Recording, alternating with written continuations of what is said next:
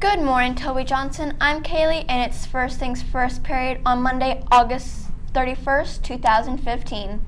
That means it's time for First Things First on TJTV. I'm Kayla, and let's start by talking about the PSAT.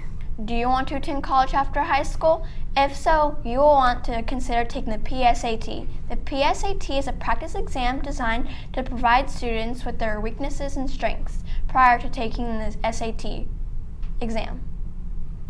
Although the exam is not required, it is highly encouraged for all 8th graders. It will be given at Toby Johnson on Wednesday, October 14th, 2015. The cost is free for 8th graders and $10 for 7th graders. Interested students must sign up at the student store beginning August 24th through October 2nd. Did you know that Siri can save lives? Now let's go to Emily to find out more. Hey Jags, Emily here with your national news. Thanks to Siri, a Tennessee teen lives today. An 18-year-old person named San Ray was working on repairs on his truck when it collapsed on him. That is nearly 5,000 pounds that pinned him to the ground at a place where he could not be seen or heard. Luckily, he had his phone, which also has the voice recognition Siri. Ray states he was trying to get free when he heard Siri activate. Ray told Siri to call 911, and so it did. 911 dispatcher Christina Lee says she first thought it was a mistake pocket dial, but then she heard his screams for her help and sent crews. Thank goodness they saved him. The volunteer firefighters raised the truck back up and pulled Ray out. He was under the truck for about 40 minutes. Christina Lee says that she knew his general location from the cell phone signal.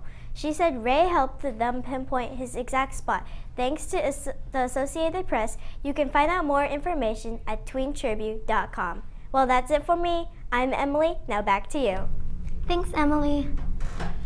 To all 8th graders, this is the last opportunity for you to join Royal J. If you are interested in getting more information about Royal J, come to the orientation meeting scheduled Wednesday, September 2nd at 8 in MH8 with Miss Rashid. In order to join Royal J, you must first attend the orientation meeting. Now let's go to Jordan for This Day in History.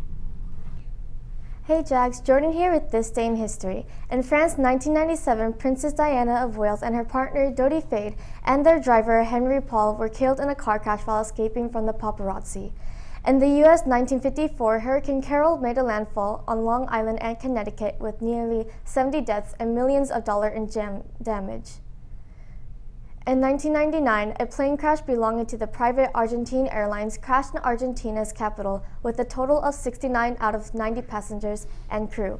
In 2002, Typhoon Rusa hit South Korea, leaving over 100 dead and the port city of Gangneung with water reaching the roofs of the houses. In 2012, the gray wolves in the state of Wyoming lost protection after ranchers complained the wolves were killing their livestock and posing threats on their properties. That's your This Day in History. I'm Jordan, now back to you. Thanks, Jordan. Please do not lock your bikes in the library's front or side fence. They should be locked inside the school's bike rack. If this continues, the fire marshal may stop by and cut the locks. Are you a big fan of college sports? Then you'll certainly enjoy one of the next big upcoming Spirit Days in the nation on Friday, September 4th, National College Colors Day. Listen up, Coach Ursary.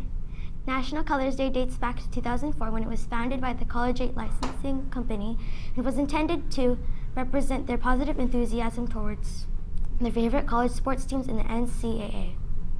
For over 11 years now, millions of people nationwide have celebrated this exciting event by wearing their official college colors to show their spirit. 7th grade, this is the first opportunity Toby Johnson Middle School shows off their true spirit in the couple of days of your favorite college.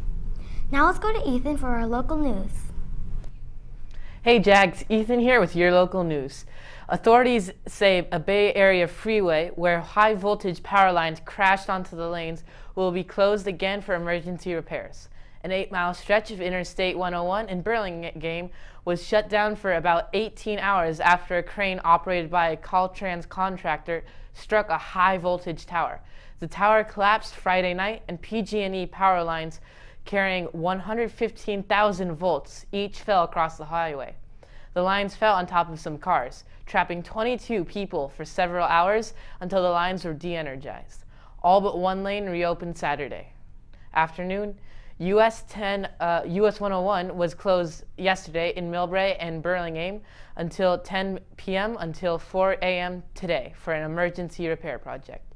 To find out more information, go to fox40.com. Well, that's it for me. I'm Ethan. Now back to you. Thanks, Ethan.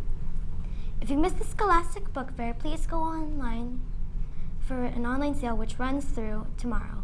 Go to the library's main page on School Loop to get the link.